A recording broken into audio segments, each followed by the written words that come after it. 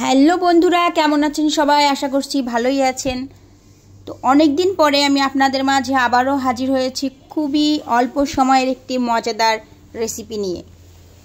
তো বুঝেই গিয়েছেন আজকের রেসিপিটি কি, মিষ্টি কুমড়া দিয়ে চিংড়ি মাছ ভাজি। তো চলুন কথা না বাড়িয়ে চলে যায় আমাদের রান্নার মূল পর্যায়ে।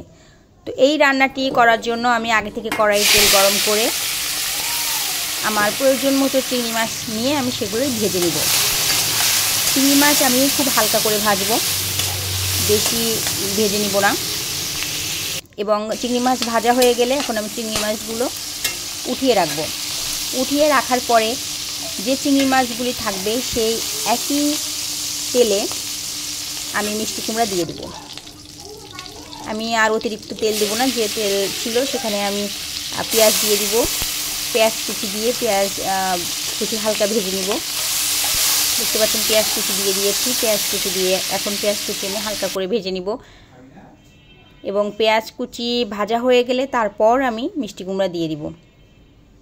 পেঁয়াজ আমি একেবারে বেরেস্তার মতো করে ভেজে নিইনি, খুব হালকা ভেজে নিয়েছি এবং মিষ্টি কুমড়া দিয়ে দিলাম। মিষ্টি কুমড়াগুলা আমি যেভাবে কেটেছি আপনারা চেষ্টা করবেন এভাবে কেটে নিতে, তাহলে খেতে এটি ভালো লাগবে। এই পর্যায়ে আমি লবণ, স্বাদ মতো লবণ এবং অল্প একটু হলুদ গুঁড়া দিয়ে দিব। আমি হলুদ গুঁড়া তরকারিতে খুব কম পরিমাণে দেই, আপনারা আপনাদের স্বাদ মতো লবণ এবং হলুদ গুঁড়া দিয়ে নেবেন। তো আমি এই পর্যায়ে ঢেকে দিব।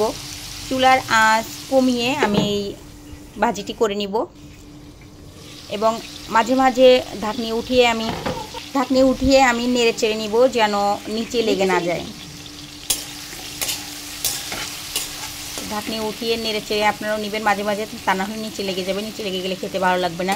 মিষ্টি কুমড়াটি যখন দেখবেন 50% হয়ে গিয়েছে তখন তার মধ্যে ভেজে রাখা চিংড়ি মাছগুলো দিয়ে দিবেন এবং আবারও ঢেকে দিবেন। মাঝে মাঝে নেড়ে নিতে হবে এবং আমি আবারও ঢেকে দিলাম। এভাবে ঢাকনা দিয়ে দিয়ে রান্নাটি সম্পন্ন করতে হবে।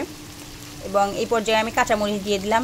কাঁচামরিচ আমি এখানে 5টি দিয়েছি। আপনারা যদি কাঁচামরিচ ঝাল বেশি খেতে পছন্দ করেন তাহলে আপনারা কাঁচামরিচ বেশি দিবেন। আমি ঝাল একটু কম খেতে পছন্দ করি, এই জন্য ঝাল খুবই কম দিয়েছি এবং আবারও ঢেকে দিলাম। এই পর্যায়ে দেখতে পাচ্ছেন আমার মিষ্টি কুমড়া ভাজি কিন্তু হয়ে গিয়েছে।